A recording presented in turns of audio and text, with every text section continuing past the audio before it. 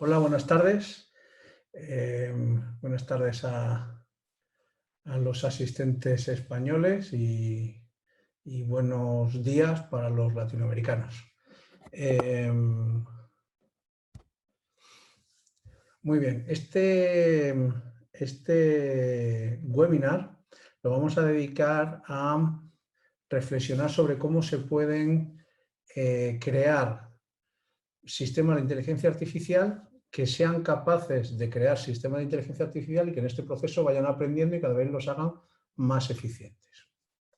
Es una actividad a priori abordable y desde el punto de vista conceptual más sencilla de lo que parece.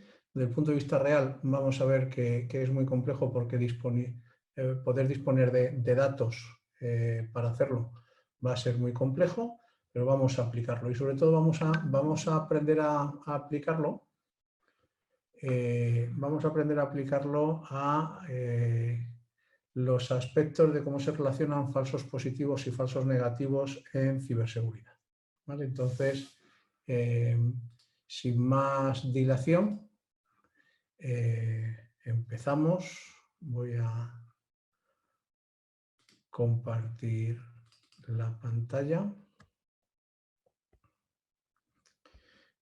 y empezamos. Muy bien.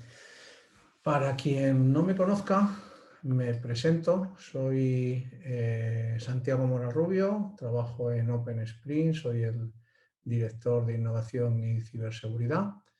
Desde aquí codirijo el Instituto DCNC Sciences, que es Data Computing and Cybersecurity Sciences, las ciencias de los datos, las ciencias de las redes complejas y las ciencias de la ciberseguridad, que es un instituto de la Universidad Rey Juan Carlos y que tengo el honor de codirigir junto con el catedrático Regino Criado. ¿Vale?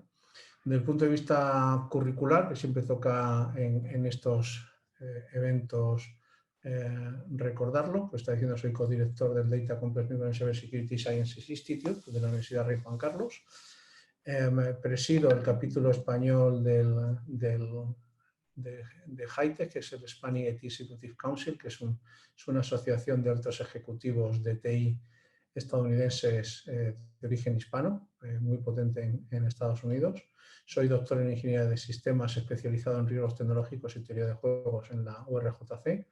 De origen soy ingeniero informático por la Universidad Politécnica de Madrid y estoy en mi quinto año del segundo doctorado, que es Teoría del Caos y Entropía aplicada a la ciberseguridad. ¿Vale?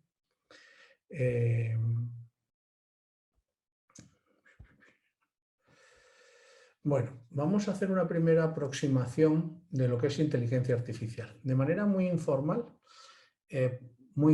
podemos entender que la inteligencia artificial es una propiedad que tienen algunos programas informáticos de, tomando los mismos datos de entrada, dar cada vez mejores resultados de salida.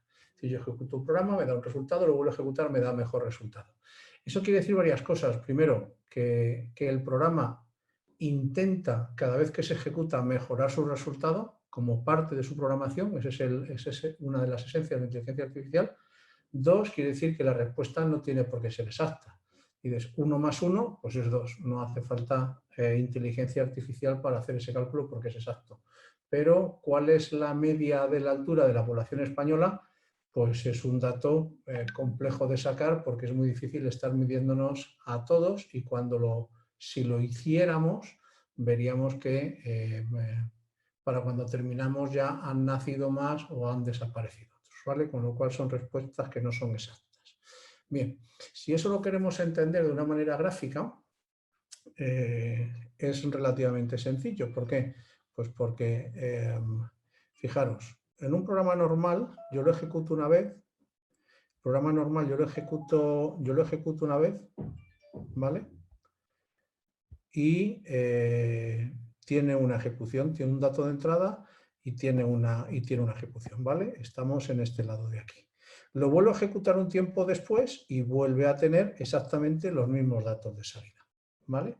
Sin embargo, un programa de inteligencia artificial, con unos datos lo ejecuto y tiene un resultado, tengo aquí unos datos, y cuando eso lo vuelvo a hacer un tiempo después, los mismos datos de entrada al mismo programa, me da unos datos de salida que desde el punto de vista de eficiencia son mejores. Han mejorado su resultado. Eso es lo que podemos entender como inteligencia artificial. Al final, inteligencia artificial no es más que, dado un conjunto de entrada, hay un programa informático que se ejecuta que genera unos datos de salida. Y de una ejecución a otra, algo se apunta, es decir, algo se dejará por aquí apuntado, ¿vale? De cómo resultó, ¿vale? Apunta al resultado. De alguna manera, ese resultado lo apunta para saber para las siguientes veces si tiene que variar su forma de ejecutarse, ¿vale? Ese es el aprendizaje, básicamente. Bien, tomando esa idea como idea de inteligencia artificial, vamos a describir el problema. El problema que tenemos es que queremos hacer programas que hacen programas, ¿vale? ¿Eso es muy difícil? Pues no, eso no es nada difícil. De hecho, lo llevamos haciendo, los informáticos lo llevamos haciendo toda la vida. Tenemos, los compiladores son programas que hacen programas, los lenguajes de cuarta generación eran programas que hacían programas, todos los entornos con un diseño gráfico que genera un programa son programas que hacen programas, y por último, toda la parte de DevOps realmente son programas que fabrican programas. Con lo cual, fabricar programas que hacen programas es una cosa, desde el punto de vista técnico, informático, bastante resuelto. ¿Cómo sería entonces hacer un programa de inteligencia artificial que fabricara inteligencia artificial? Pues básicamente es un programa de inteligencia artificial que fabrica programas de inteligencia artificial. Bueno, esto es muy similar, ¿vale?, a lo que ya teníamos. ¿Vale? Entonces, lo que tenemos que resolver es ese problema. El problema a resolver es este trabalenguas. Tenemos que fabricar programas de inteligencia artificial que fabriquen programas de inteligencia artificial. Vamos a jugar al trabalenguas. ¿Qué ventajas podría tener esto? Bueno, una de las más obvias es trabajar en modelos de asistencia a los propios data scientists que fabrican programas de inteligencia artificial. Hay mucho ahora tendencias en los últimos años del automation learning, Google tiene algunas cosas de estas. Es decir, bueno, pues al final es participar en mecanizar y ayudar al trabajo de la fabricación de data engines, ¿vale? Bien, la pregunta es, ¿puede un programa de inteligencia artificial aprender de cómo ha ido fabricando otros programas de inteligencia artificial en función de cómo estos han aprendido? Vamos a repetir la pregunta porque nos podemos perder fácilmente. ¿Podríamos fabricar un sistema de inteligencia artificial que aprende del resultado del aprendizaje de las aplicaciones de inteligencia artificial que ha fabricado? ¿Eso lo tenemos? Si tenemos eso, podemos tener resuelto parte de nuestro problema. Bien, vamos a ver tres aproximaciones a ver cómo se pueden fabricar sistemas de inteligencia artificial que fabriquen sistemas de inteligencia artificial, ¿vale? Vamos a ponernos en el caso A, ¿vale? Y es un sistema informático, en este caso con capacidad de aprendizaje, por eso decimos que es un sistema de inteligencia artificial, fabrica tres modelos de un sistema de inteligencia artificial, el modelo A, el modelo B, el modelo C. Les hace sutiles cambios, ¿no? Y cada uno de estos resuelve el problema X. ¿Ok? Vale. ¿Qué es lo que sucede? El problema X es resuelto de una manera distinta por cada uno de ellos. Estamos hablando de, vamos a ver cuál es la población, la altura media de la población española. Entonces aquí podemos tener pues, que este sistema ha dicho que está en estamos en 1,73, este programa puede haber dicho que estamos en 1,72 y este programa puede haber dicho que estamos en 1,69. Muy bien, bueno, pues cada uno ha dado un resultado, da un feedback. Ese resultado lo mezclamos con los parámetros, porque los parámetros, el interior de este sistema A, del sistema B y del sistema C, sus parámetros internos son distintos. Entonces, cuando mezclamos el feedback con lo que, es decir, el resultado con los parámetros internos, me sale un vector de aprendizaje. Es decir, al final digo, oye, con estos parámetros di este resultado, con estos parámetros di este resultado, con estos parámetros di este resultado, ¿vale? Con estos di este, con los parámetros del sistema B obtuve el feedback B, con los parámetros del sistema C obtuve el feedback C. Y esas cosas son las que me generan 3 vectores de aprendizaje, ¿vale? Con lo cual el sistema de inteligencia artificial tiene 3 resultados de aprendizaje. Cada uno de ellos es la mezcla de los parámetros del sistema artificial que ha fabricado con respecto a su resultado, ¿vale? Esta es una primera aproximación. Hagamos una segunda aproximación. Ahora lo que va a hacer el sistema informático que aprende, y por eso le llamamos sistema de inteligencia artificial, este sistema informático vuelve a fabricar 3 sistemas, el A, el B y el C. Que estos sistemas van a resolver 3 problemas, que son 3 variantes, por poner un ejemplo, 3 variantes de un mismo problema. Utilizando algunos de los descripción de los datasets que vamos a utilizar al final del webinar, estos pueden ser, por ejemplo, 3 datasets de fraude en tarjetas, de una misma entidad en 3 momentos distintos o de 3 entidades distintas, ¿vale? Y entonces vemos cómo el sistema A resuelve el problema X, el Y y el Z. Y vemos cómo el sistema B resuelve el problema X, Y, Z. Y vemos cómo el sistema C resuelve el problema X, Y y el Z. ¿Vale? Bien. ¿Qué es lo que sucede? El sistema A va a tener feedback de cómo se ha resuelto el X, el Y y el Z. El sistema B va a tener feedback de cómo se ha resuelto cada uno de los 3 problemas. Y el sistema C va a tener feedback de cómo se han resuelto cada uno de los 3. Con lo cual lo que tenemos son una colección de vectores de realimentación que lo que nos dan para cada uno de ellos mezclado con cada uno, pues nos va dando estos vectores de aprendizaje. Con lo cual este sistema puede ver cómo cada uno de estos se aproxima mejor a la realidad. Y como este vector de aprendizaje lleva las características, es una mezcla de cada uno de los feedback con el sistema de inteligencia artificial, este me genera 3 vectores de aprendizaje. Con lo cual este sistema de inteligencia artificial pasa a tener esta colección de vectores de aprendizaje. Ya empezamos a trabajar entonces con un modelo matricial.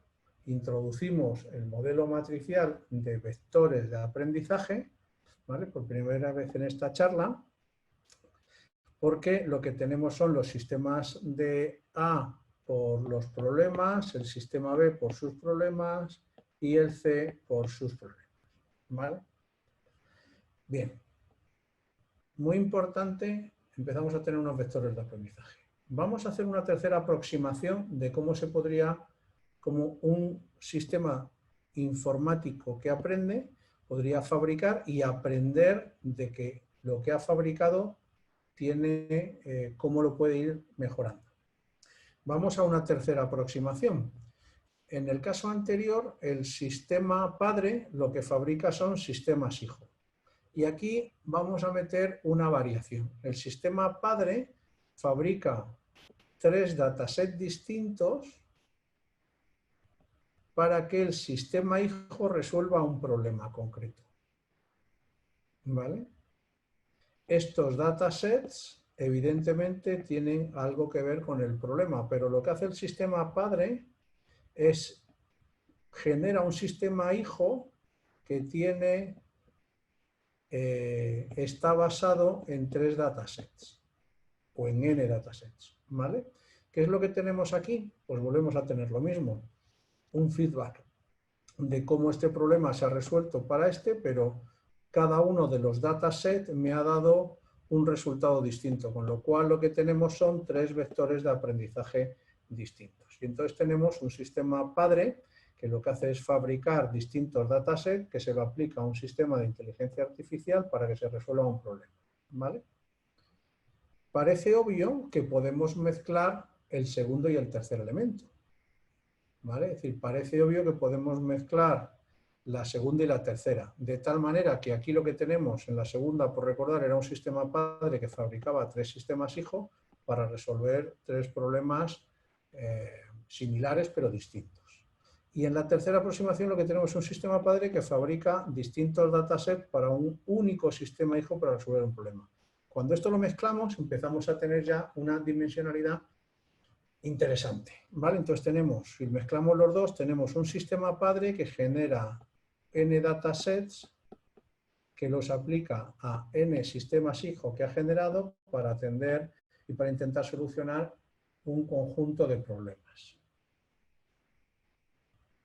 Obtenemos entonces una matriz tridimensional de vectores de aprendizaje, ¿vale?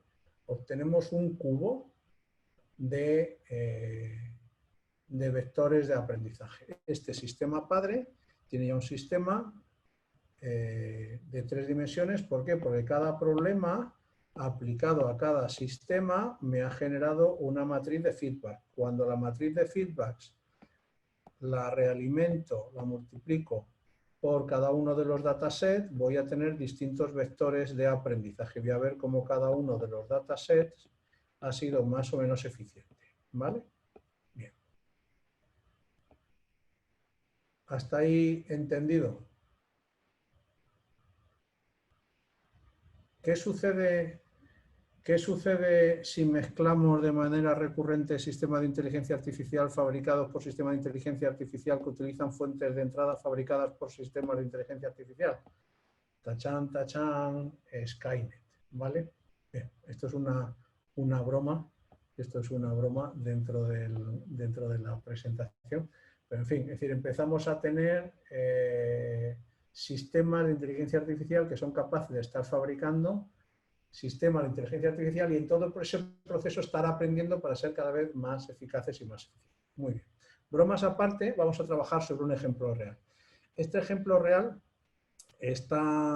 se publicó primero directamente con el MICH hace como 3 años y luego se rehizo un poquito para adaptarlo a las nuevas tendencias que empezamos a generar y se publicó en Dublín hace año y medio, finales del 2018, en la conferencia Machine Learning and Knowledge Discovery in Databases.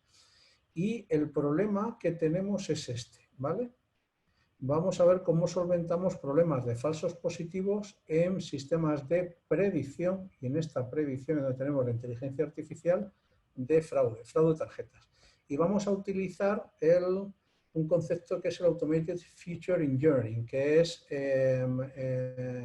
esto originalmente lo llamamos con el MIT, esto lo llamamos Ditch Feature, y se creó, el MIT creó un spin-off que es la empresa Feature Tools. Y posteriormente esto en la industria, en vez de deep feature, en vez de atributos profundos, se llama ingeniería automatizada de atributos, ¿vale? O automatización de la ingeniería de atributos. Muy bien. En este ejemplo real utilizamos la tercera aproximación, ¿vale? En la cual un sistema padre está fabricando distintos datasets de entrada para la IA del hijo, ¿vale? Y esta IA hija es la que genera aprendizaje para la inteligencia padre, ¿vale? Entonces vamos a aplicar este modelo, que es una aproximación, esto es un ejemplo real, se puso en funcionamiento, vamos a explicar cómo se fabricó y los resultados finales, ¿vale? Bien, en este caso, al final lo que se hace es que se elige un dataset, se prueban muchos, pero se elige uno, ¿vale? Entonces realmente al final hay un único vector de aprendizaje, pero previo a eso se han fabricado N y se han probado N hasta elegir el mejor. Y en producción se pone solamente uno, ¿vale? Primero hicimos la selección, la creación de ese dataset se hizo a mano y posteriormente se utilizó este mecanismo que luego lo gestiona a través de un spin-off el MIT, el DFS, que es el que gestiona la empresa Feature Tools, que es por eso se llamaba Ditch Feature System, ¿vale? Que era como originalmente llamamos a este concepto, ya que no tenía nombre. Fuimos los primeros, ¿no?, con el MIT en sacar este concepto de este aprendizaje, lo que estábamos llamando aquí, la ingeniería de atributos automatizada, ¿vale? Muy bien. Entonces, vamos a poner un poquito el problema en contexto, ¿vale? El problema que tenemos es que en el fraude de tarjetas, una de cada 10.000 operaciones es fraudulenta. Entonces tenemos una asimetría de cada 10.000. Estamos trabajando en un problema donde tenemos que encontrar agujas en pajares y cada aguja está en un pajar que tiene 10.000. Por cada 10.000 buenas hay una mala. Esa es la asimetría, 1 entre 10.000. Aprox, ¿vale? No es exacto, pero más o menos aproximado. Y yo le decía, esto aparte de que os dejo los links, eso está publicado en los proceedings, publicado por Springer en los proceedings de la conferencia Machine Learning and Knowledge Discovery in Databases, ¿vale? En Dublín, finales del 18. Vamos a entrar en la esencia del problema. Pero cuando decimos solventar el problema de falsos positivos en la predicción de fraude, esto lo podemos aplicar a fraude, pero se puede aplicar a cualquier problema de ciberseguridad. Todos los problemas de ciberseguridad en los que tenemos que tomar decisiones, todas tienen una característica similar. Bueno, siempre estamos hablando de decisiones basadas en datos, ¿vale? A ver, todas tienen un problema similar y es la realidad versus la predicción. Yo en un eje trabajo con la realidad, en otro con la predicción. Yo puedo haber predicho que algo va a suceder y luego que eso haya sucedido o no. Entonces vamos a estudiar este cuadro, ¿vale? Aquí debajo tenemos si el sistema de inteligencia artificial ha identificado una transacción como fraudulenta. Has predicho que es fraudulenta. Puede ser que no o puede ser que sí. Y luego esa transacción en la realidad fue fraudulenta o no, ¿vale? Entonces vamos a ver estos 4 cuadrantes. El cuadrante mágico de las decisiones falsos positivos versus falsos negativos. Entonces, si tú no has dicho que algo iba a ser fraude y no lo ha sido, perfecto, no pasa nada. Bien, estamos así el 99,99% de las veces. Vale. ¿Qué sucede cuando tú no has dicho, no has identificado algo como fraude y sí lo ha sido? Pues básicamente lo que sucede es que te roban, ¿vale? Y ¿qué es lo que sucede? Que tu sistema de inteligencia artificial no ha sido capaz de identificarlo, no has podido pararlo y el cliente se encuentra de repente con un movimiento en su cuenta que tú no has parado. Eso es un falso negativo, ¿vale? Para ti no pasaba nada, pero sí pasó. Si tienes muchas de estas, pues fíjate, lo que tienes es un lío tremendo. Todo el sistema no vale para nada, ¿vale? Bien, ¿qué sucede cuando tú sí predices que una cosa va a ser fraude y luego resulta que no lo es? Pues que te has equivocado. Eso es un falso positivo, te estás equivocando. Tu sistema de inteligencia artificial ha parado una transacción buena, si esta era buena. La teníamos que haber dejado pasar. Un cliente pagando en el restaurante y le bloqueas la operación. Has molestado al cliente sin necesidad. Eso es un falso positivo, ¿vale? Bien. Si tú dices que era fraude y realmente lo era, bien, estás en el sitio. Éxito, has parado una transacción que era fraudulenta. ¿Vale? Con lo cual, de estos 4 cuadrantes hay que estar en este o en este. Y no hay que estar ni en este ni en este. ¿Vale? En este porque te roban y en este porque estás evitando que operaciones buenas se ejecuten. Estás molestando al cliente y creando un lucro cesante para la entidad. ¿Qué es lo que sucede con esto? Pues que es muy difícil. A ver, es muy fácil reducir los falsos positivos dejando más falsos negativos o viceversa. Es decir, es muy fácil reducir los falsos positivos, es decir, no me voy a equivocar nunca, pero que me roben mucho. Yo no paro ninguna transacción. Que entren todas. O fraude. Te conviertes en la estrella de los que roban, porque es muy fácil robarte. ¿Vale? Entonces es muy fácil bajar los falsos positivos dejando aumentar los falsos negativos. Viceversa. Es muy fácil bajar los falsos negativos. Lo paro todo. Paro todas las operaciones. La mitad de ellas las paro, pero molestas muchísimo, te equivocas muchas veces. Entonces lo realmente difícil es reducir los falsos positivos sin aumentar los falsos negativos o viceversa, reducir los falsos negativos sin aumentar los falsos positivos. Y ahí es donde hemos estado aplicando estas nuevas técnicas de inteligencia artificial hecha encadenada. Sistema de inteligencia artificial que fabrican un dataset que luego va a ser utilizado por otro sistema de inteligencia artificial en la producción. ¿Vale? Y ese es el problema que estuvimos resolviendo y que venimos aquí o estuvimos trabajando sobre él. Esto no se resuelve, pero bueno, trabajas sobre él y lo mejoras. Este es el problema que estuvimos mejorando, que es reducir mucho los falsos positivos sin empeorar los falsos negativos. ¿Vale? Bien. Si una vez que ha quedado claro el concepto de la relación entre falsos positivos y falsos negativos, ¿vale? No se pueden estudiar por separado porque cuando bajas uno tiende a subir el otro, pues vamos a ver cómo los trabajamos de manera conjunta. Muy bien, vamos entonces a ver qué pasos se dieron y son los que están publicados en el paper que os comentaba antes. Están todos estos pasos completamente publicados y con mucho nivel de detalle. Se utilizaron para ello un dataset de 900 millones de registros. ¿Vale? Entonces, el primer paso siempre es el corpus anotado. Es decir, aquí lo que tenemos, una transacción cuando estáis pagando en el TPV y llega al banco vuestra petición, llega con muy pocos campos, con 14 o 15 campos. Aquí tenemos 9, ¿no? Que es el número, el código de la transacción, el número de tarjeta, nombre del usuario, la fecha de la operación, fecha y hora, el importe, la ubicación de dónde viene, el comercio, el código del vendedor, el canal por el que viene, si es móvil, online o es en comercio, y el tipo de operación, si es débito o crédito fundamental. ¿Vale? Entonces, ¿cuál es el problema que tenemos? Que son pocos. Tenemos pocos datos, pocos atributos, pocas features.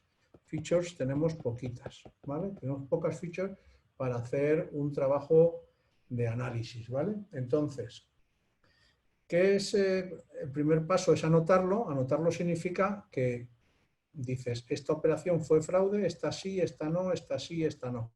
Sí, no, sí, sí, no. ¿Vale? Lo anotas. ¿Cuándo sabes eso? En este tipo de problema empiezas a tener bien el fraude consolidado en 3 meses. ¿Por qué? Porque hay gran parte de la actividad fraudulenta no la sabes hasta que no te la dice el cliente. De las que te dice el cliente, pues hay una parte que son fraudulentas y otras que no, que son errores operativos o percepción errónea del cliente que no recuerda una operación. Entonces, esto lo tienes que estudiar. Entonces, al final vienes a tardar como 3 meses en tener el fraude en tarjetas en una entidad financiera más o menos sólido. ¿Vale? ¿Cuál es el segundo paso? El segundo paso en el proceso es vectorizar los datos. ¿Qué significa vectorizar los datos? Pues a ver, uno de los problemas más importantes que tiene trabajar en fraude de tarjetas es que esto tiene que trabajar en tiempo real, ¿vale? En tiempo real. ¿Qué significa en tiempo real? Pues que tienes 0,04 milisegundos para tomar cada decisión. 0,04 milisegundos, eso es 0,4 milisegundos, eso es una pasada. Eso es, con los millones de operaciones que tienen a diario las entidades, pues es que necesitas, es muy complejo, necesitas mucha capacidad de cómputo, mucha memoria. Entonces hay que trabajar en sistemas que sean muy, muy eficientes en producción. Entonces, sistemas de inteligencia artificial muy eficientes en producción, de los más eficientes que nosotros pudimos ver, pues están los árboles de decisión, y para trabajar con árboles de decisión lo importante es vectorizar, ¿vale? Para ir rápido, una cosa es sí o no. Entonces,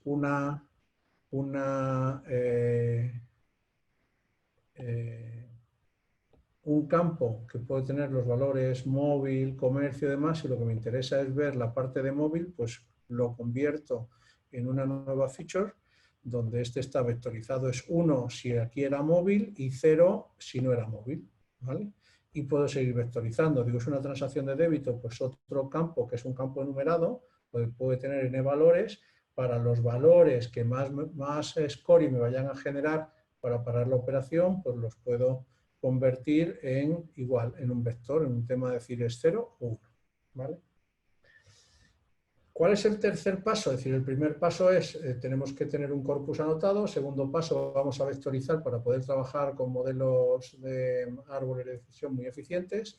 El tercer paso es, incorporamos campos, incorporamos features que se han calculado. Por ejemplo, uno clásico es la media con respecto a las transacciones. Entonces, si mi importe de media de Santiago es 22,40 y la operación que estoy analizando tiene 78,27, pues yo tengo un campo que es el importe y otro campo que es el diferencial de este importe con respecto de la media, ¿vale? Con respecto de la media, pues entonces tengo una diferencia de 55,23 o 56, ¿vale?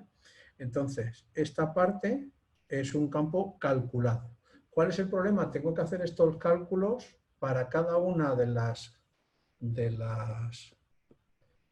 entradas que me llegan, esta línea me llega y tengo 0,4 milisegundos para poder hacer estos cálculos, con lo cual lo tengo que tener todo muy, muy, muy bien optimizado, ¿vale? Básicamente este paso 3 lo que está haciendo es cómo de diferente es esta transacción con respecto al resto de las transacciones del cliente. Entonces esto yo lo puedo llegar a hacer por horas y decir, oye, esta transacción, mi media de transacción los sábados por la tarde es de X, ¿vale? Y entonces, o es de X y viene de un tipo de comercio que es cine o que es ropa, o dependiendo de dónde se puede empezar a mezclar y tener clusterizados pues una serie de valores que son mis medias, bien por geografía, bien por tipo de comercio, bien por hora, ¿vale? Entonces empiezo a ver cuál diferente es mi transacción con respecto a mis transacciones, ¿vale?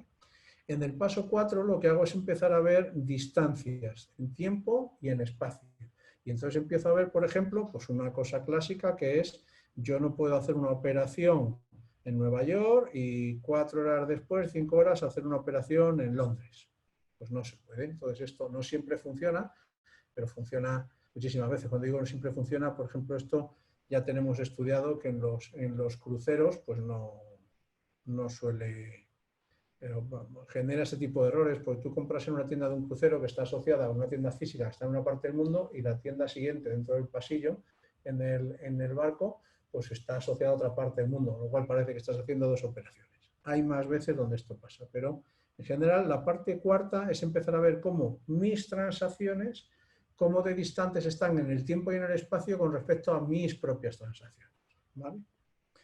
Bien, cuando ya tenemos todo esto, ahora lo que hacemos es reensamblar y lo que hacemos es la transacción, le metemos sus atributos transaccionales, los vectorizados, los atributos de comportamiento y el etiquetado.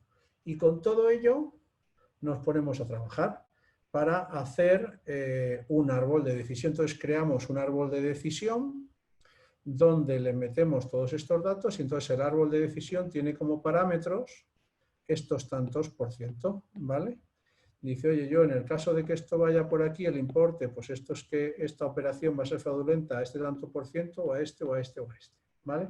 Esto es un ejemplo de árbol de decisión que nosotros lo que hacemos es fabricarlo con Machine Learning. Si no recuerdo mal, durante el proyecto, campos de estos, campos calculados, si no recuerdo mal, llegamos a sacar 500 campos calculados. Y creo que en la versión final se quedaron como 30, entre 30 y 50 campos, ¿vale? Se quedaron, es decir, de 9 campos originales, metimos campos calculados, pero varias docenas más, ¿vale?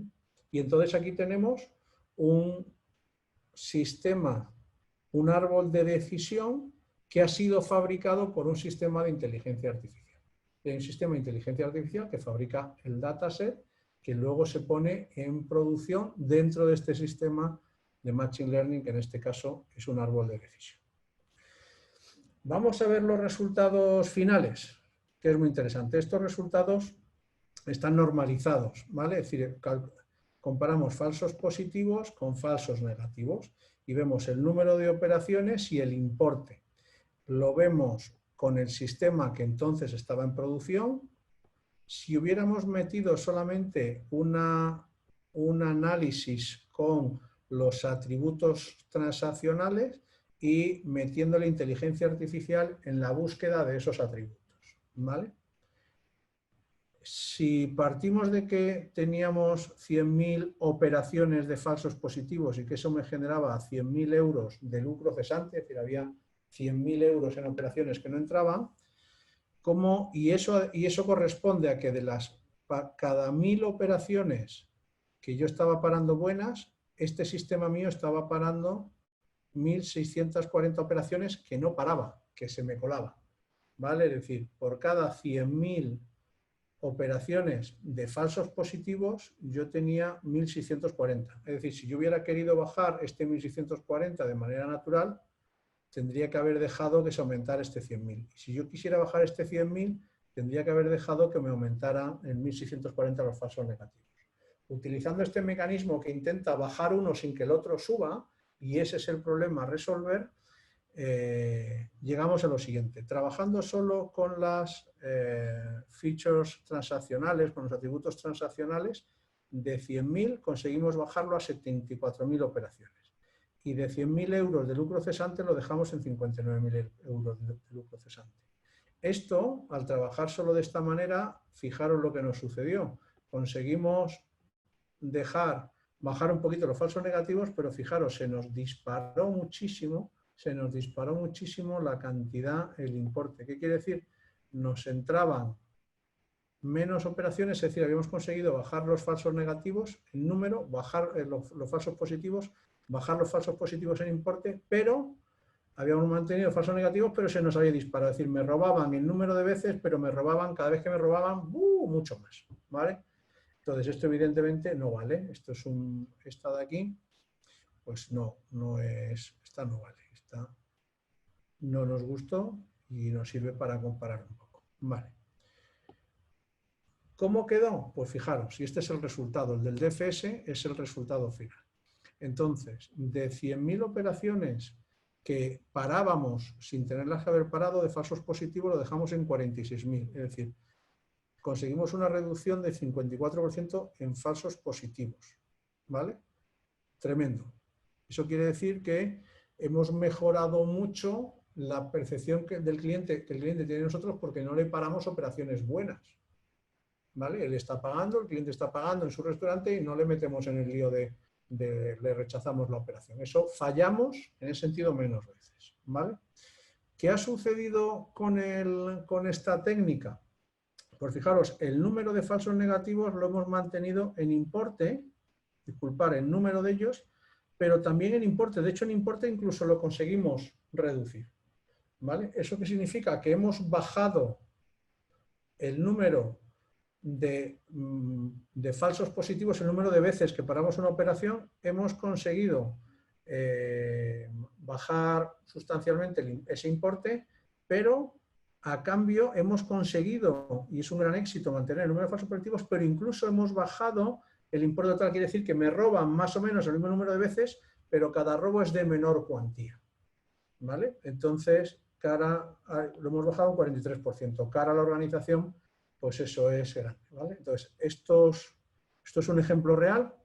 Esto lo tenéis publicado, lo tenéis accesible, es público, todo este estudio, y es un gran ejemplo de cómo trabajar modelos o cómo crear modelos en los cuales con un sistema de inteligencia artificial soy capaz de construir el sistema de inteligencia artificial que va a estar en producción.